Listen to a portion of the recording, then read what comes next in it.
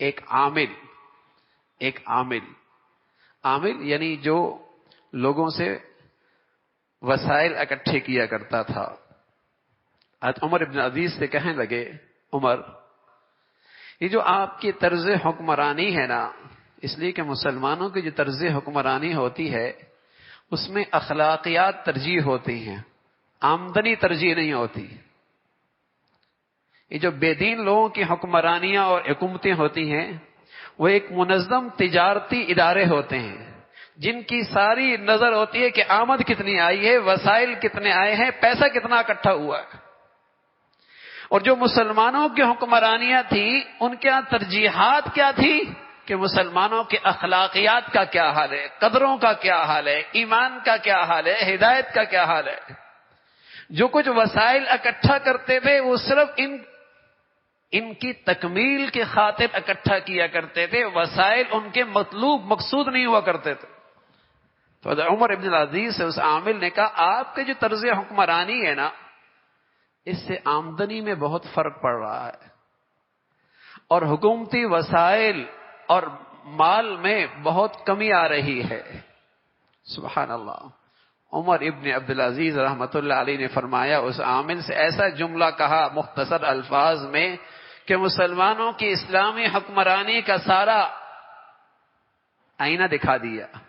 فرمانے لگا دیکھو رسول اللہ صلی اللہ علیہ وسلم اس دنیا میں ہادی بنا کر بھیجے گئے تھے، ٹیکس جمع کرنے کے لیے نہیں بھیجے گئے تھے، چنگی اکٹھی کرنے کے لیے نہیں بھیجے گئے تھے، ہادی بنا کر بھیجے گئے تھے.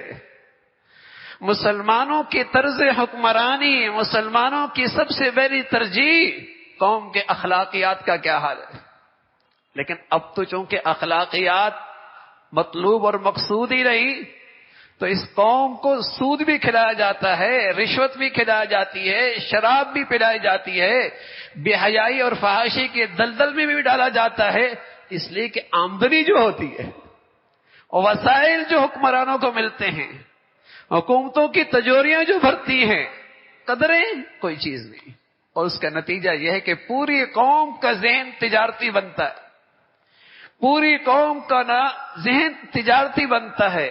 وہ نفع نقصان کو دیکھتا ہے، وہ قدریں، وہ رشتے، وہ محبتیں، وہ پیار، یہ سب ثانوی درجے ہیں. میاں نفع ہے کہ نہیں، اس سے مجھے فائدہ ملے گا یا نہیں ملے گا. قرآن کی زندگی تھی برکتی برکت ہوا کرتی. اور عمر ابن عزیز کا وہ زمانہ کیسا تھا، سبحان اللہ.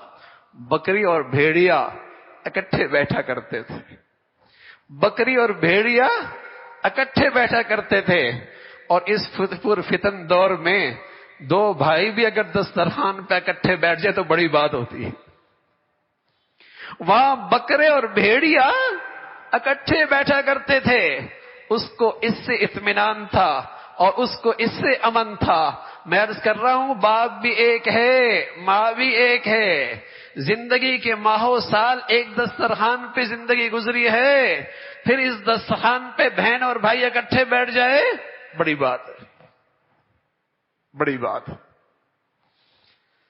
ارے میرے عزیزو کیا کھویا ہے وہی عظیم الشان تحفہ جو اللہ نے اپنے حبیب کے واسطے سے انسانیت کو دیا تھا. وہی قرآن تو کھو بیٹھے ہیں. نہ عظمت دلوں میں رہی ہے، نہ عظمت دلوں میں رہی ہے. صحت کی عظمت ہے، پل بنانے کی عظمت ہے، گھروں کی عظمت ہے، سب چیزوں کی عظمت، اہمیت، مادی نقشوں کی اہمیت ہے. تو آج ان اداروں کی بھی اہمیت ہے. اور جہاں قرآن کی آبیاری ہو رہی ہو، قرآن کی خدمت ہو رہی ہو اور امت کے بچوں میں قرآن کا نور پیدا کیا جا رہا ہو، آج قوم کا حال کیا ہے. یہ مدرسی تو ہیں، بلکہ بعض بے دین لا دین دین بیزار لوگ تو کہتے ہیں یہ دینی ادارے، دینی مساجد، یہ مدارس، یہ بوجھ ہیں. یہ وہ بدقسمت مخلوق ہے جس کے دلوں میں ایمان، دین کی عظمت کوئی نہیں، جن کے گھر، جن کی زندگیاں قرآن سے خالی ہیں، جنہیں اندازہ ہی نہیں کہ اگر اللہ کا عذاب ٹلا ہوا ہے اور آنے والے آفات جو پہلی قوموں پہ آیا کرتے تھے، اگر آج یہ امت وطن عزیز محفوظ ہے تو ان معصوم بچوں کی برکت سے ہے، جو سحری میں اٹھ کر اللہ کا کلام پڑھ رہے ہوتے، جو سویرے سویرے چٹائیوں پہ بیٹھ کے شہروں میں، جنگلوں میں، دیہاتوں میں اللہ کا کلام پڑھ رہے ہوتے۔ ورنہ وہ کون سی بدی ہے جو پہلے قوموں میں تھی اور آج نہیں ہے؟ وہ کون سی برائی ہے جو پہلے قوموں میں تھی اور آج نہیں ہے؟ کچھ رہا سہا ان لوگوں کی برکت ہے جنہوں نے اس دولت کو آج سنبھالا دیا ہوا ہے۔ قرآن کی عظمت، قرآن کی عظمت، آج امت اس سے خالی ہو گئی۔ تلاوت قرآن، زندگیاں خالی ہو گئی، گھر خالی ہو گئے، اور قرآن پر عمل وہ تو بہت دور جا چکا ہے، بہت دور جا چکا ہے۔ تو میرے عزیزو، آمد رسول اللہ صلی اللہ علیہ وسلم کی آمد پر جو امت کو ایک بڑا تحفہ ملا ہے وہ قرآن کی دولت ہے۔ اس کا پہلا حق ہے اس کی عظمت ہو، اس کی عظمت ہو۔ اس کا دوسرا حق ہے اس کی تلاوت ہو، اس کا دوسرا حق ہے اس کی تلاوت ہو، اس کا تیسرا حق ہے اس پر عمل ہو، اور اس کا چوتھا حق ہے اس کا نظام، اس کی دعوت، اس کے پیغام پر اس کو عام کرنے میں میری زندگی کتنی لگ رہی ہے، میرے وسائل کتنے لگ رہے ہیں، میری صلاحیتیں کتنے لگ رہی ہیں۔ یہ قرآن کا حق ہے۔ وقال الرسول یا ربی ان قوم اتخذوا هذا القرآن مہجورا۔ جس نبی سے ہم شفاعت کی امید لیے بیٹھے ہیں، حوض کوثر پہ ہم نے آپ کے دست مبارک سے پانی پینا، یہ ہماری زندگی کی سب سے بڑی آرزو ہے۔ اگر رسول اللہ صلی اللہ علیہ وسلم وہاں کھڑے ہو جائیں اور یوں کہہ لگیں وقال الرسول یا ربی ان قوم اتخذوا هذا القرآن مہجورا، اے اللہ میری یہ امت کا وہ حصہ ہے جس نے اس قرآن کو پس پش ڈال دیا تھا، جس نے اس قرآن کو پس پش ڈال دیا تھا۔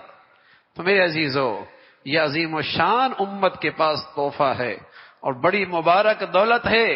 زندگیوں میں لائیے، گھروں میں زندہ کیجئے، اپنے گھر کے اندر، اپنے زندگی میں تلاوت قرآن کو وظیفہ بنائیے، پھر اپنی زندگی کی برکتیں دیکھیے، پھر دل کا اطمینان دیکھیے۔ قرآن کا ایک نام ذکر بھی ہے، انا نحن نزلنا الذکر، ہم نے ذکر اتارا۔ قرآن کا ایک نام ذکر بھی ہے، اور اسی کے متعلق قرآن نے بتایا الا بذکر اللہ تطمئن القلوب، قرآن کی تلاوت سے، قرآن پر عمل کرنے سے دلوں کو اطمینان ملتا ہے، دلوں کو اطمینان ملتا ہے، دلوں کو سکون ملتا ہے، دلوں کو چین ملتا ہے۔ الا بذکر اللہ، اللہ کے ذکر سے، اے الا بالقرآن تطمئن القلوب۔ تو بڑی مبارک تحفہ ہے اس امت کے پاس۔